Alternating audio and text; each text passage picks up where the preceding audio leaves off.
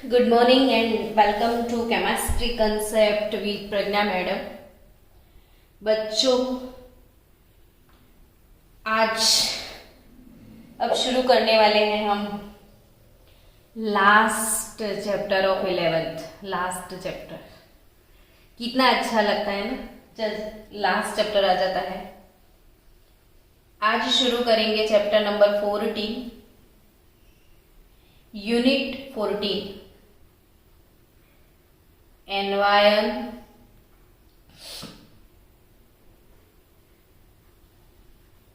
Environmental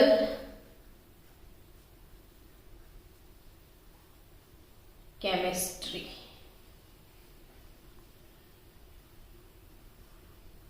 बच्चों, मैंने शुरू से ही आपको बोल दिया था कि केमिस्ट्री स्टडी इतना वाइड है कि उसे बहुत सारी ब्रांचेस में डिवाइड करना पड़ा है।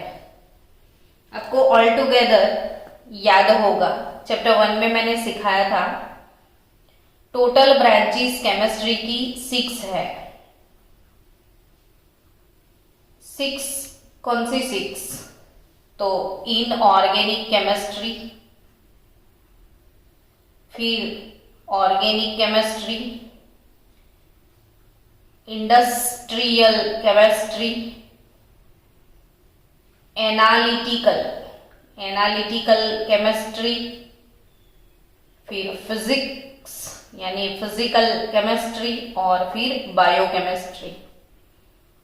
क्यों ये ब्रांच मैंने लिख दिए? क्योंकि ये कुछ नया चैप्टर है हमारे लिए। पूरी केमिस्ट्री के जितने भी चैप्टर्स है ना बच्चों, तो इसमें कोई इनऑर्गेनिक का चैप्टर भी है, कोई ऑर्गेनिक का भी है, कोई फिजिकल केमिस्ट्री का है। तो ये जो चैप्टर है वो अपनी कौन सी ब्रांच है, मुझे ये तो समझाना पड़े आपको। तो अपना ये चैप्टर है एनवायरमेंटल केमिस्ट्री। तो केमिस्ट्री की कौन सी ब्रांच में एनवायरमेंटल केमिस्ट्री पढ़ता है? तो हमारा हाइलाइटर ब्रांच है टुडे बायोकेमिस्ट्री। ये चैप्टर बायोकेमिस्ट्री का चैप्टर है और थोड़ा बहुत एनालिटिकल केमिस्ट्री में भी आप कंसीडर कर सकते हो। तो कोई भी चैप्टर सीखने से पहले हम क्या सीखते हैं? एज यूजुअल इंट्रोडक्शन, है ना? क्या? इंट्रोडक्शन। तो चैप्टर तो तब स्टार्ट होता है जब इंट्रोडक्शन सीखी जाए सबकी। इंट्रोडक्शन में क्या सीखेंगे? तो बच्चों, चैप्टर देख के अब समझ गए होंगे कि अरे भाई एनवायरनमेंट के बारे में ही होगा, है ना? तो एनवायरनमेंट के बारे में अगर पढ़ना है तो सबसे पहला क्वेश्चन अराइज होगा आपके माइंड में कि madam what is known as environment, है ना? Our first question is that what is known as environment। तो सबसे पहले environment क्या है? तो बच्चों, आप और आपके सराउंडिंग्स में जो भी है वो environment समझे। आप और आपकी आजू बाजू में। अब आप सोचोगे आपकी आजू बाजू में क्या है? पलंग है, सोफा है, वो environment नहीं।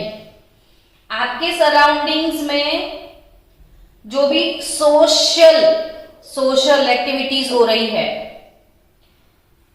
बायोलॉजिकल एक्टिविटीज चल रही है, फिजिकल पोर्शन जो भी चल रहा है, केमिकल फैक्टर्स जो भी है, वो सारे मिलके जो है वो है एनवायरनमेंट। यानी उसको डिफाइन करना है तो वन वर्ड में कैसे लिखोगे? तो आप वन वर्ड में लिख सकते हो कि environment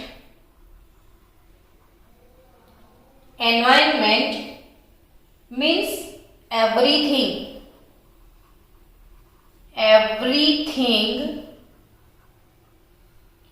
that exists around us.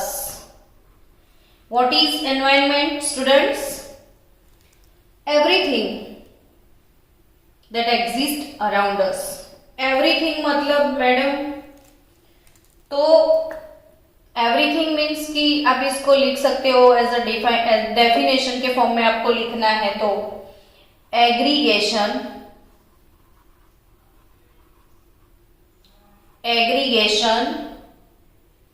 Of social, biological,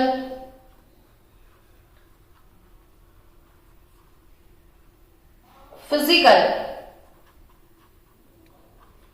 and chemical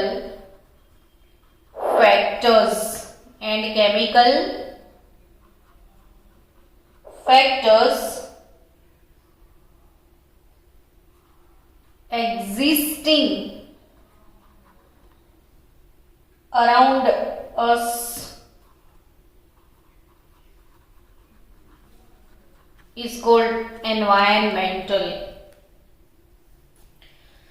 So environment बच्चों, फिर से एनवायरमेंट मतलब क्या? तो आप और आपकी आजू बाजू में जो कुछ भी है वो सब एनवायरमेंट, यानी कि बच्चों environment means everything that exist around us, the aggregation of social, biological, physical, chemical factor existing around us is called environment. तो आपका दूसरा क्वेश्चन स्टार्ट हो गया होगा दिमाग में फिर से, क्योंकि आपको ना तो आदत हो गई है मेरे साथ रह रह के क्वेश्चन करने की। क्यों? तो एनवायरमेंटल केमिस्ट्री, इसमें एनवायरमेंट क्या है वो बता दिया। तो मैडम अब ये बताओ ना, एनवायरमेंटल केमिस्ट्री क्या है ना? एनवायरमेंट मीन्स पता चल गया।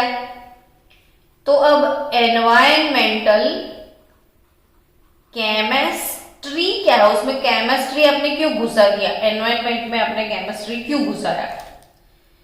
तो भाई स्टडी कौन करेगा? एनवायरमेंट में जो भी फैक्टर्स है वो फैक्टर्स के रिगार्डिंग स्टडी तो करना पड़ेगा ना। और जिस ब्रांच में एनवायरमेंट के जो भी फैक्टर्स है,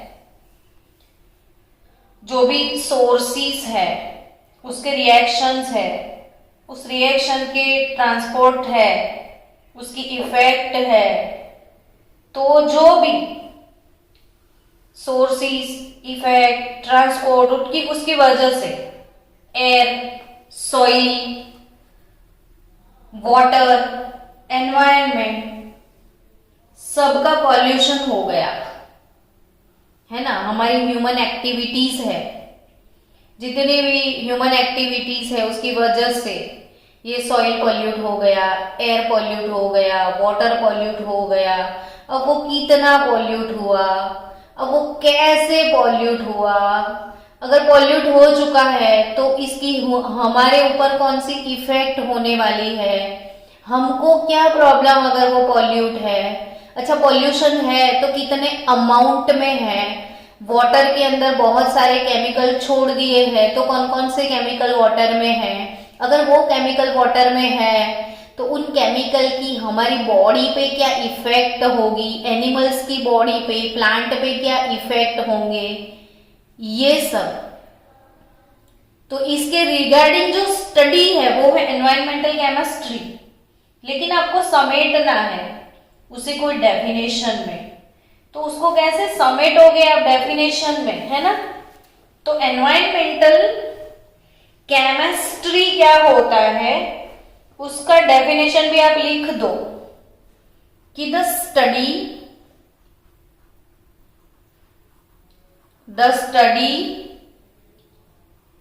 of the sources, the study of the sources,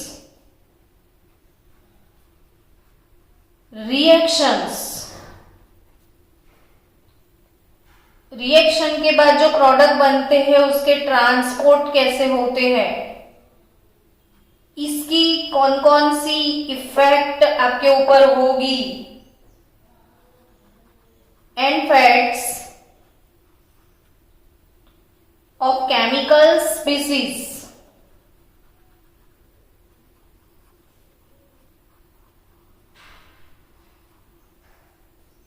in the air, soil and water.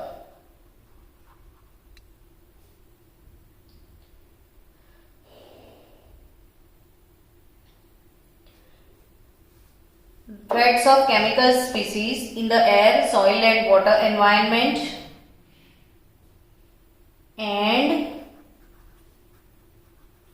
the effect of human activity. Effect of human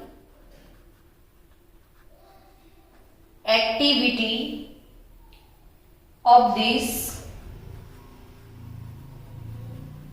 is called environmental chemistry. Wait for 1 minute.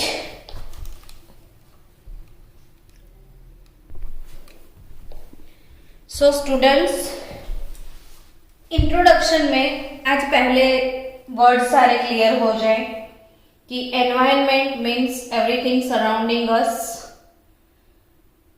It means कि the aggregation of social, biological, physical, chemical factor existing around us. Environmental chemistry क्या है? तो study of sources,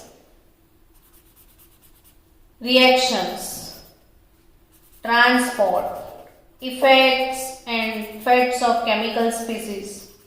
environment में बहुत सारे chemical species हमने डाल दिए हैं, कितने सारे पॉल्यूटेंट्स डाल दिए. Sulphur dioxide gas, sulphur trioxide gas, कितने सारे हाइड्रोकार्बन, कितनी सारी केमिकल की वेपर, सब कुछ इतने सारे केमिकल स्पीसीज ये सॉइल में भी डाल दिए, वाटर में भी डाल दिए, एटमॉस्फेयर में भी डाल दिए. अब क्या? सब पॉल्यूट हो गए. अब पॉल्यूट होने के बाद क्या? तो the effect of human activity of this is called environmental chemistry. यानी ये सारी चीजों का हमें स्टडी करना पड़ेगा डिटेल में कि कौन कौन से स्पीसीज हमने एटमॉस्फेयर में इनपुट किए. अब वो स्पीसीज एटमॉस्फेयर में चले गए तो अब कौन कौन सी हार्मफुल इफेक्ट होगी, और इतनी सारी अगर उसकी हार्मफुल इफेक्ट है तो अब इसको रिड्यूस कैसे किया जाए, रिमूव कैसे किया जाए, पॉल्यूशन कैसे क्लियर किया जाए, वो सब चीजें इस चैप्टर में हमें सीखनी है. उसे ही बोलना है environmental chemistry.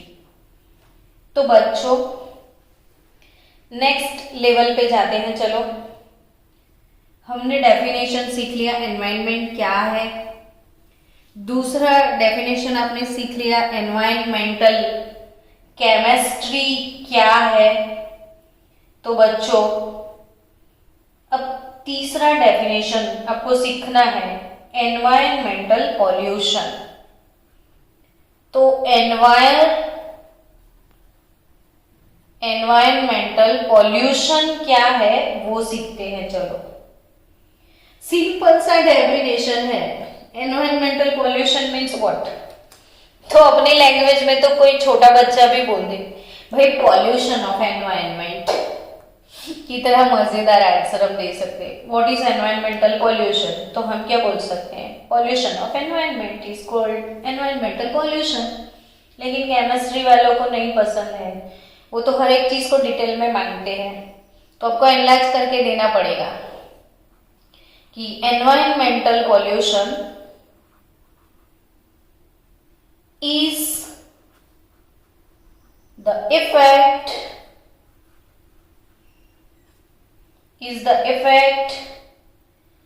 of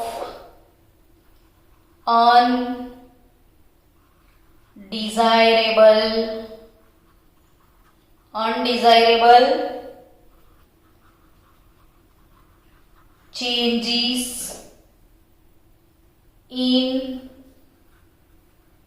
our surroundings, in our surroundings that have been harmful, that have harmful effect on plant, animals and human beings.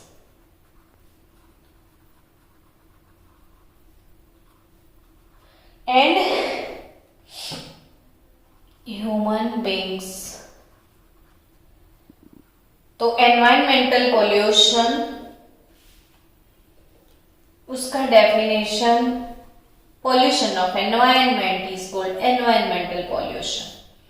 But according to our subject, environmental pollution is the effect of undesirable changes. Undesirable changes, जो हमें नहीं चाहिए, ऐसे changes आ गए हैं हमारे surroundings में और जिसकी बहुत सारी हार्मफुल इफेक्ट हम पे हो रही है. अब सब लोगों का सुना सुना सा वर्ड है ग्लोबल वार्मिंग, ओजोन डेप्लेशन. आप जो भी सिटी में रहते हो बच्चों, वो सिटी के जितने भी वाटर रिजर्वॉयर्स हैं या आपकी सिटी में कोई भी लेक है और उस लेक का पानी आप पियो जाके, कोई बोले तो पियोगे नहीं ना, क्योंकि आपको पता है बहुत गंदा पानी है.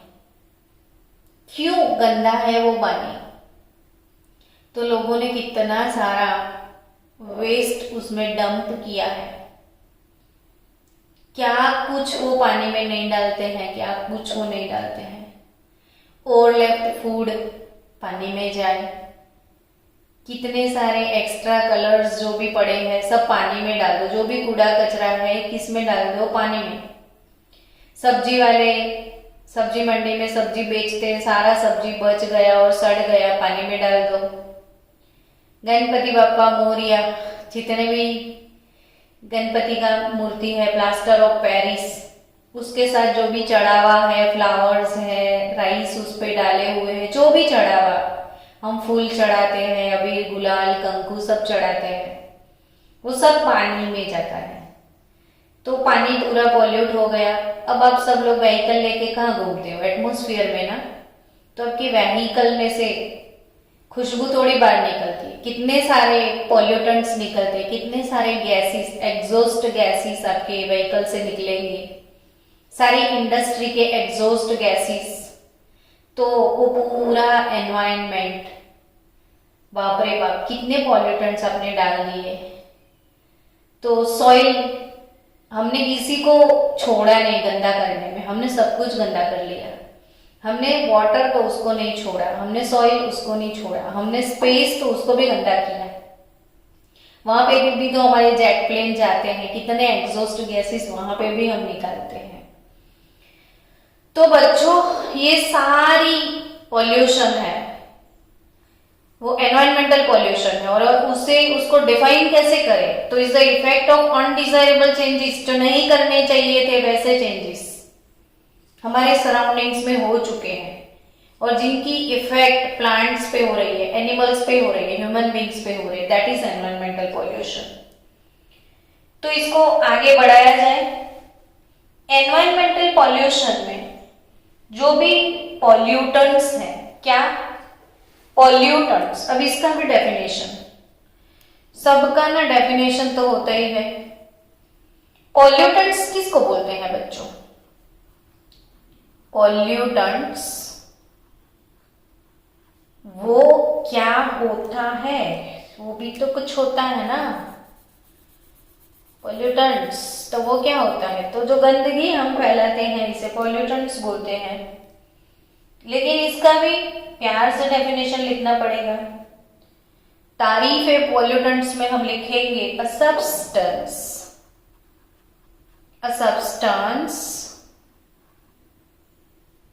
which causes a substance which causes pollution. A substance which causes pollution is called pollutant. और जो भी pollutants है ना बच्चों, वो pollutant में भी solid हो सकते हैं, वो pollutants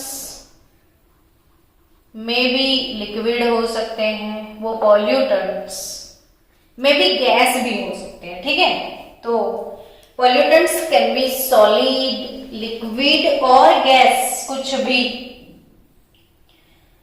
सो बच्चा लोग, चलो आपने आपके घर में जैसे अभी वेजिटेबल लेके आए, शाम को आपको सब्जी पकाना है, तो वेजिटेबल आप कट करोगे ना, तो पूरा का पूरा वेजिटेबल आप यूज नहीं करोगे, उसके कोई तो ऐसे पार्ट्स होंगे जो आप छोड़ दोगे. जैसे आपने तुवेर फली लिया है या मूंगफली लिया है या कुछ भी, तो उसके ऊपर के जो छिलके होते हैं वो थोड़ी यूटिलाइज करोगे, वो तो कचरे में गया, कूड़े में गया, तो वो वेस्ट है ना हमारे लिए. तो उस वेस्ट को हम क्या करेंगे, तो घर के बाहर डाल देंगे. शाकभाजी का जो भी कचरा निकला, वेजिटेबल काटने के बाद जो भी एक्स्ट्रा पार्ट बच गए, तो उसे करोगे क्या, तो एनवायरनमेंट में डाल दोगे. और जब एनवायरनमेंट में यानी हमने हमारी घर के बाहर डाल दिया, तो होता क्या है कि चलो गाय आ गई, बकरी आ गई, तो वो खा गई.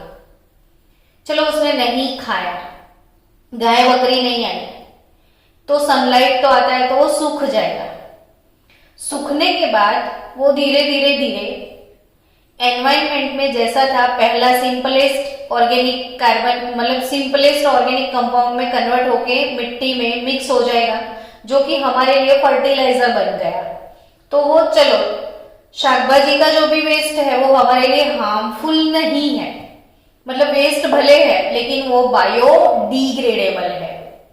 तो बच्चों बायोडिग्रेडेबल क्या होता है, तो बायोडिग्रेडेबल मतलब कि ऐसा वेस्ट जो आपने फेंक दिया, तो वो अपने आप डिग्रेड होके जमीन में, सॉइल में सिंपलेस्ट ऑर्गेनिक कंपाउंड बन के मिक्स हो जाएगा, जो हमारे लिए फर्टिलाइजर का काम करेगा, जो हमें हेल्प करेगा, प्रॉब्लम नहीं करेगा, वो है बायोडिग्रेडेबल.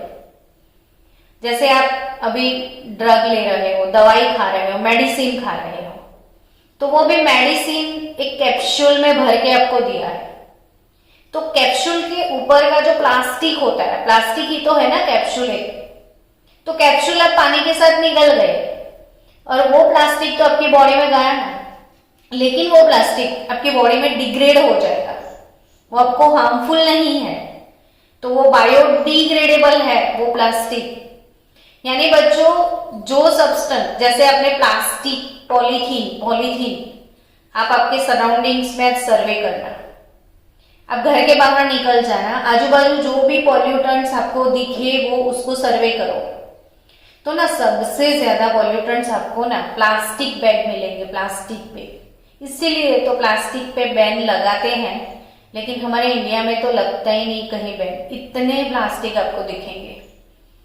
और ये प्लास्टिक ना अगर जमीन में कहीं दब भी गए तो कितने सालों बाद भी खोदकाम अगर होगा तो वही प्लास्टिक वैसा का वैसा वापस निकलेगा, यानी उसका डिग्रेडेशन नहीं होता है, वो बायो नॉन डिग्रेडेबल है.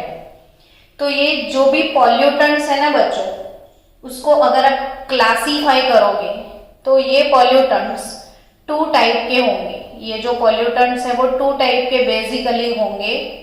1 टाइप बायोडिग्रेडेबल, जो कि एनवायरमेंटल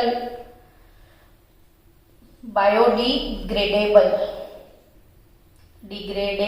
हाँ, तो बायोडिग्रेडेबल और bio non degradable.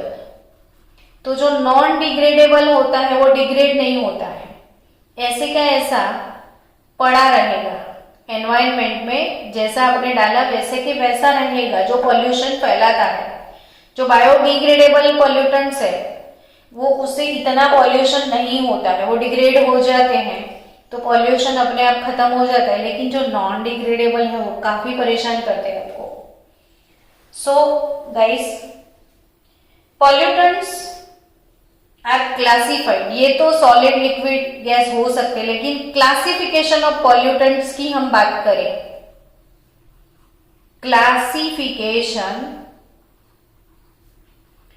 Of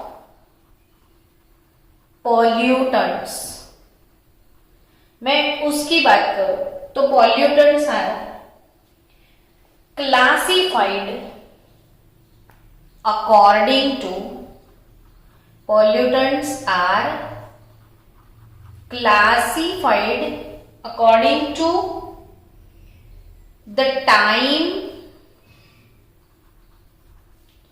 required, for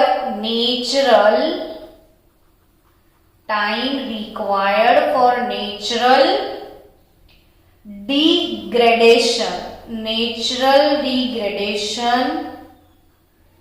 in 3 categories.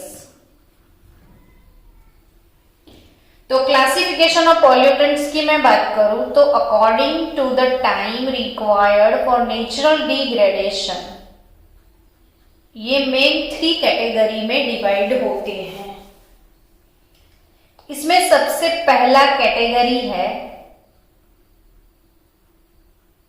Rapidly degradable pollutants. Rapidly degradable pollutants, आप समझ ही गए होंगे कि जो 7 to 10 डेज के अंदर यानी फास्ट डिग्रेड हो जाते हैं। रैपिडली डिग्रेडेबल यानी 7 to 10 डेज में, जैसे क्या 7 to 10 डेज में, तो डिस्कार्डेड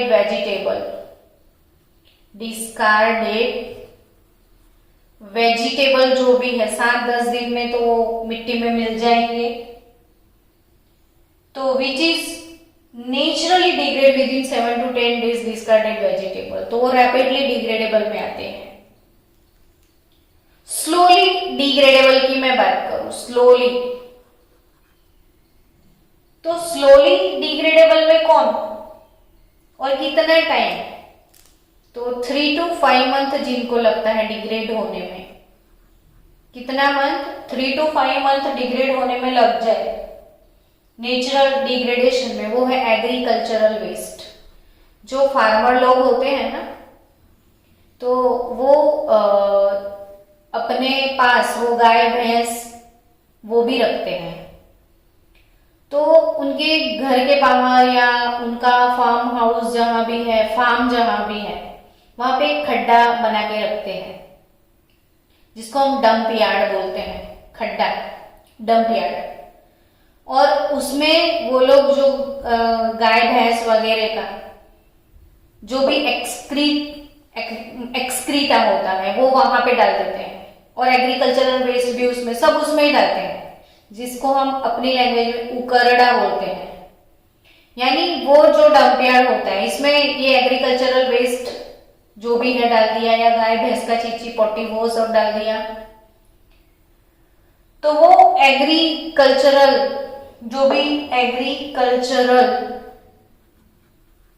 वेस्ट और गाय भैंस का वो सब कुछ, तो 3 to 5 मंथ में वो रेडी हो जाता है फर्टिलाइजर बन के। और इसीलिए तो फार्मर लोग इनका जो डंप यार्ड है डंप, तो उसको ना ईयरली 2 या 3 टाइम वो खाली करते हैं, और वो खड्डे के अंदर जो भी फर्टिलाइजर बनता है, नेचुरल फर्टिलाइजर, वो अपने खेतर में यानी अपने फार्म में डाल देते हैं। तो ये स्लोली डिग्रेडेबल पॉल्यूटेंट्स में आता है। और नॉन डिग्रेडेबल की मैं बात करूं, नॉन डिग्रेडेबल, वो तो मर जाओ लेकिन डिग्रेड नहीं होगा, कभी भी नहीं होगा। वो तो ऐसे हैं भाई, ये नॉन डिग्रेडेबल कि they remains for decades in the original form without degradation. कभी भी कितने साल लग जाएंगे, इससे कैसे रहेंगे। फॉर एग्जाम्पल डीडीटी जो पेस्टिसाइड है फार्मर लोग यूज करते हैं, फिर प्लास्टिक मटेरियल आप बोल सकते हो, plastic material, then heavy metal industry, जो भी मेटल इंडस्ट्री है ना उसमें से हैवी मेटल्स जो सॉइल में मिक्स होते हैं, रेडियो एक्टिव वेस्ट जो भी न्यूक्लियर रिएक्टर है उससे निकलते हुए रेडियो एक्टिव वेस्ट है, वो सारे बायो नॉन डिग्रेडेबल है, जो डिकेड्स सालों सालों तक कभी डिग्रेड नहीं होते, इससे कैसे जमीन में पड़े रहेंगे। तो बच्चों कौन सा टॉपिक अभी सीखा, pollutants. A substance which cause pollution is called pollutants. They can classified as a solid, liquid और गैस। वो बायोडिग्रेडेबल भी होते हैं, नॉन डिग्रेडेबल भी होते हैं और उसके हिसाब से उनका क्लासिफिकेशन होता है। So according to the time required for natural degradation it is divided into main 3 categories: rapidly degradable 7 to 10 days, discarded vegetable, slowly degradable 3 to 5 months agricultural waste, और डंग हीप, शायद उकरडा को हम क्या बोलते हैं, डंग हीप। तो वो डंग हीप वाला जो वेस्ट है वो 3 to 5 months, और non degradable DDT, plastic material, heavy metal, radioactive waste. So students मैंने कौन कौन सी चीजें आपको सिखाई, एनवायरनमेंट क्या है, फिर एनवायरनमेंटल केमिस्ट्री क्या है, फिर एनवायरनमेंटल पॉल्यूशन क्या होता है, फिर पॉल्यूटेंट क्या है, और पॉल्यूटेंट को कैसे क्लासीफाई किया जाता है वो सिखाया मैंने। चलो अब नेक्स्ट डिस्कस करते हैं कि एनवायरनमेंट किस चीज से बना है। सबसे पहले तो हमारा जो एनवायरनमेंट है वो एनवायरनमेंट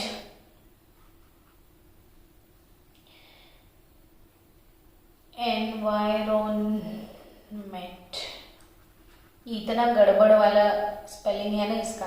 एनवायरनमेंट जो है वो एनवायरनमेंट कंसिस्ट ऑफ क्या, बोलो। एनवायरनमेंट किस चीज से बनता है, बोलो जल्दी जल्दी बताओ, याद करो आपको अगर पता है तो इट कंसिस्ट ऑफ सॉइल, है ना। और सॉइल यानी बच्चों लिथोस्फीयर। सॉइल यानी क्या, लिथोस्फीयर। फिर पता है वाटर। वाटर मतलब क्या, हाइड्रोस्फीयर। वाटर मतलब हाइड्रोस्फीयर। और तीसरा गैस। और गैस मतलब क्या, तो एटमॉस्फियर। समझ गए। यानी एनवायरनमेंट, कोई पूछे आपको कि of what does environment consist of, then you can say here environment consist of soil, water, gas. और जो सॉइल वाला पार्ट है ना इसे हमने बोलना है लिथोस्फीयर। वाटर वाला पार्ट है ना इसको क्या बोलोगे आप, हाइड्रोस्फीयर। और बच्चों गैस को क्या बोलोगे, गैस को तो जो गैस है वो है एटमॉस्फियर, है ना। चलो नेक्स्ट लेवल की बातें हम करते हैं थोड़ी बहुत।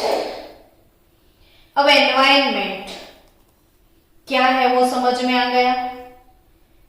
तो अब सबसे पहली काम हमें कौन से पॉल्यूशन में जाना है। अब सिलेक्ट करो, क्लिक करो कि हमें क्या पढ़ना है। तो लिथोस्फीयर, हाइड्रोस्फीयर के atmosphere.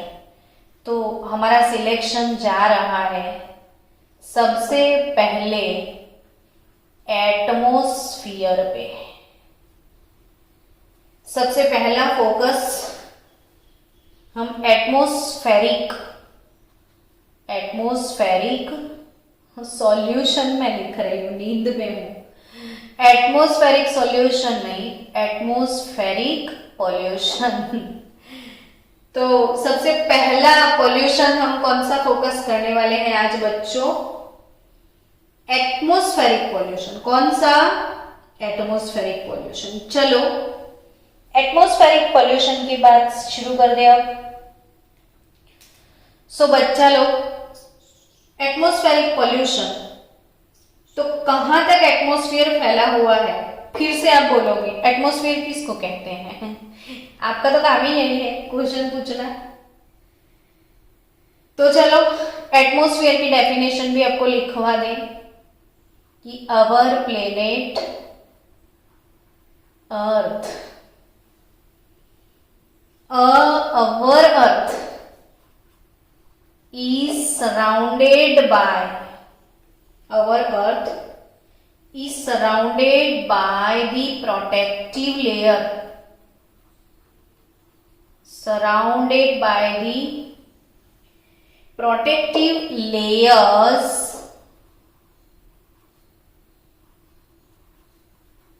of gases। Protective layers बोल सकते हो आप, या फिर रीजियन ऑफ गैसेस, कुछ भी। Our earth is surrounded by the protective layers और रीजियन, दोनों में से कोई भी वर्ड आप बोल सकते हो। तो प्रोटेक्टिव लेयर्स और रीजियन ऑफ गैसेस, जहां तक आपको गैस फील होता है वो atmosphere, which is known as atmosphere. किसको एटमॉस्फेयर बोलना है बच्चों? जहां तक हमें हवा हवा फील होती है, जितने किलोमीटर तक गैसेस का रीजियन है, जहां तक गैस है वहां तक के जो लेयर्स है, वहां तक का जो रीजियन है, इसे हमने बोलना है एटमॉस्फेयर। तो फिर आप सोचोगे कितने किलोमीटर तक गैस मिलेंगे आपको? ऊपर ऊपर जाओगे अर्थ पे तो आपको कितने किलोमीटर तक मिलेंगे गैसेस के लेवल? तो इट इज एक्सटेंडेड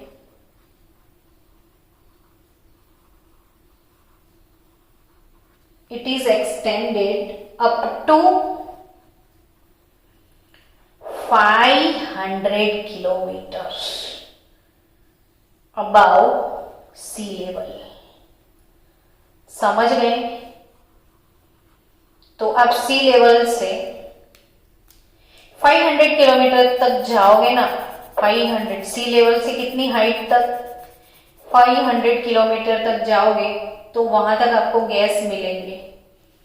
तो गैसेस का रीजियन 500 किलोमीटर तक है बच्चों, और उस रीजियन को हम बोलेंगे एटमॉस्फेयर। अब एटमॉस्फेयर भी है ना बच्चों, उसमें एक चीज ध्यान रखनी है कि हम 500 किलोमीटर तक तो जिंदा नहीं रह सकते। हमारा रीजियन है जिसमें ह्यूमन बीइंग जो भी है वो लाइव रह सकते हैं। वो रीजियन कौन सा है? जो हमारे फेवरेबल रीजियन कौन से है, इसकी बात मैं कर रही हूं। तो आपको याद रखना है कि लोएस्ट रीजियन, नीचे वाला पोर्शन, सी लेवल से एकदम नजदीक वाला पहला जो रीजियन है ना बच्चों, लोएस्ट रीजियन, तो lowest region of atmosphere is called troposphere.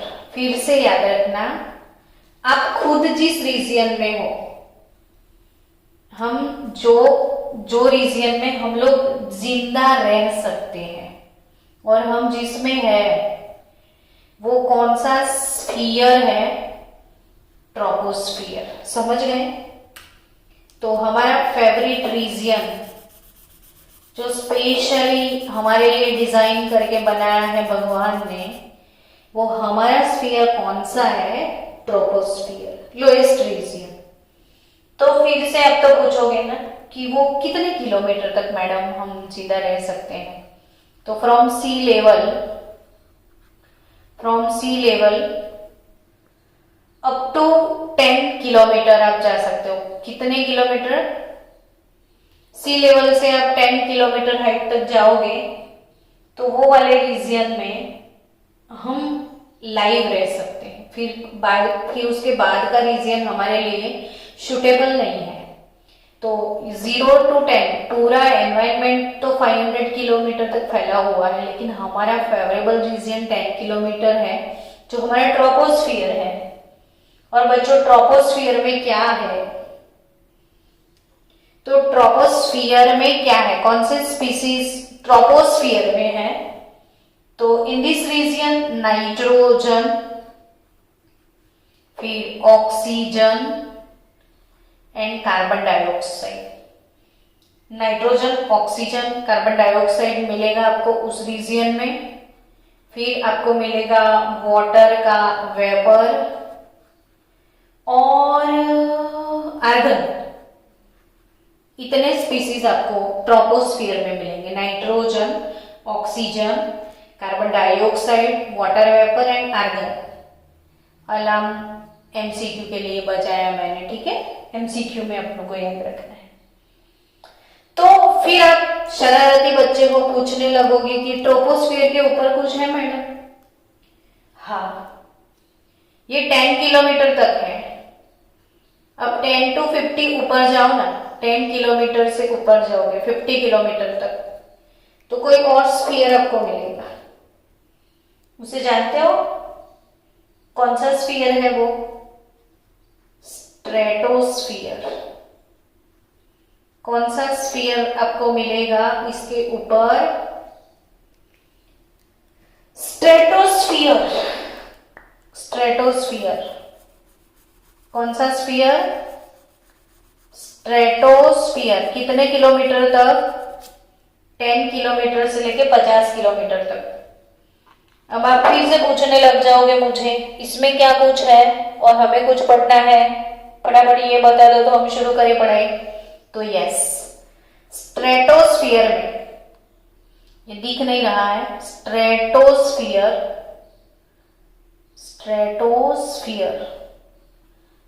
10 to 50 kilometre. उसमें क्या है? ओजोन। कौन सा जोन है हमारा उधर? ओजोन। तो ये भी स्माइली पर्सन है, ये भी आपकी वाट लगाने वाला है, सोच के ही बैठा है मैं आऊंगा, आपको कंपल्सरी पढ़ना पड़ेगा।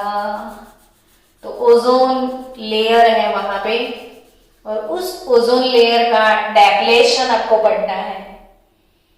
तो स्ट्रेटोस्फियर में और क्या है?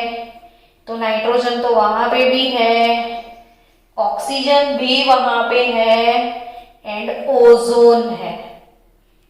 Nitrogen, oxygen and ozone are present in this region. Done. तो एटमॉस्फेरिक पोल्यूशन में ट्रोपोस्फियर और स्ट्रेटोस्फियर, तो एटमॉस्फेयर पूरा 500 किलोमीटर तक फैला हुआ है, जिसमें से 10 किलोमीटर तक तो हम जिंदा रह सकते हैं, वो ट्रोपोस्फियर। और 10 to 50 किलोमीटर तक आप जाओगे तो वहां पे आपको मिलेगा स्ट्रेटोस्फियर। तो troposphere and stratosphere greatly affect the biosphere of earth. Therefore, study of pollution of these two regions is very much important for the study of pollution in environment. बच्चों, तो क्या करें? फिर उसको स्टार्ट कर देना। चलो स्टार्ट करते हैं। ट्रोपोस्फेरिक सॉल्यूशन क्या? तो ट्रोपोस्फेरिक ट्रोपोस्फेरिक सॉल्यूशन हमें पढ़ना है कि पोल्यूशन, तो मैं बार बार पॉल्यूशन के बदले सॉल्यूशन ही बोलती जा रही हूँ क्योंकि सॉल्यूशन भी एक चैप्टर है ना, तो सॉल्यूशन सॉल्यूशन सॉल्यूशन बोल के पॉल्यूशन चला जाता है, सॉल्यूशन आ जाता है मुझे याद।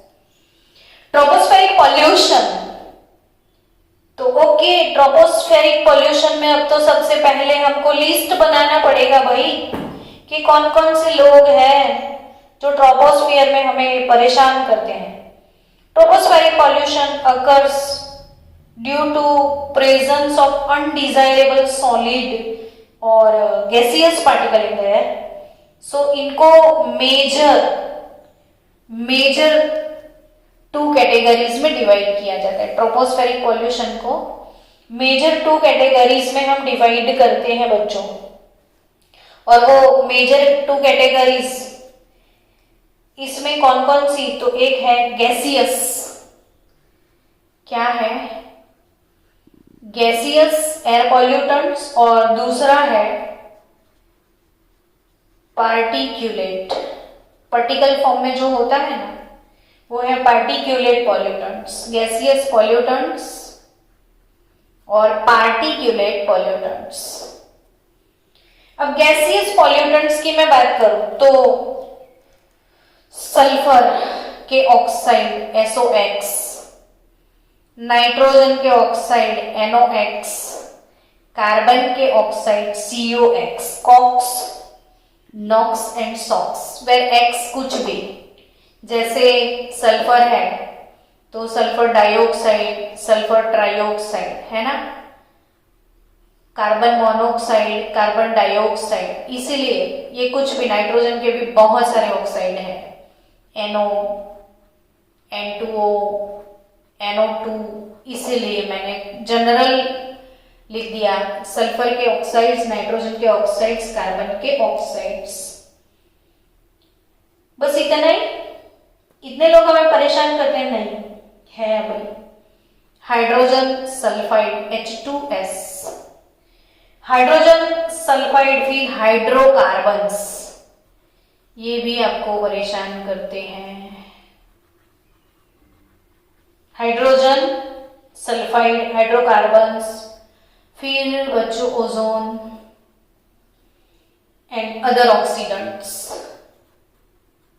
Ozone and other oxidants. तो इतने सारे गैसियस पॉल्यूटेंट जो है वो ट्रोपोस्फेरिक पॉल्यूशन के लिए रिस्पॉन्सिबल है।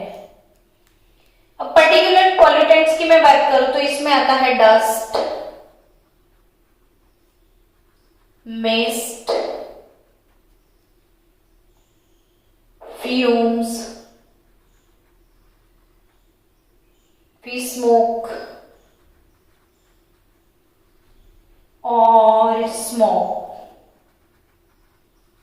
एटसेट्रा, ये पर्टिकुलेट पॉल्यूटेंट्स। तो dust, mist, fumes, smoke and smoke, smoke plus fog, smoke plus fog, इन दोनों को मिला के जो बनता है ना वो स्मोक, धुम्मस, हम अपने लैंग्वेज में बोलते हैं धुम्मस, दैट इज स्मोक, धुआं स्मोक, वेपर कोई सब्सटेंस की, किसी का बॉटल खोला और अंदर से उसकी वेपर निकली तो वो फ्यूम्स, मिस्ट सुबह सुबह जो गिरता है, डस्ट तो आपको पता है। सो बच्चों, ट्रोपोस्फेरिक पॉल्यूशन में कौन हीरो है, main heroes of tropospheric pollution, तो मेन हीरोज को डिवाइड किया गया है मेन 2 कैटेगरीज में, gaseous pollutants and particulate pollutants. And gaseous pollutants की मैं बात करूं तो SOx, NOx, COx, hydrogen sulphide, hydrocarbon, ozone and other oxidants. वैसे पार्टिकुलेट पॉल्यूटेंट्स की मैं बात करूं तो dust, mist, fume, smoke, fog etcetera. चलो, तो नेक्स्ट लेक्चर में हम सीखेंगे कि भाई गैसियस एयर पॉल्यूटेंट, इसमें ऑक्साइड्स ऑफ सल्फर, नाइट्रोजन, वो कैसे ट्रोपोस्फियर को इफेक्ट करते हैं, तो वो नेक्स्ट लेक्चर में कवर करेंगे।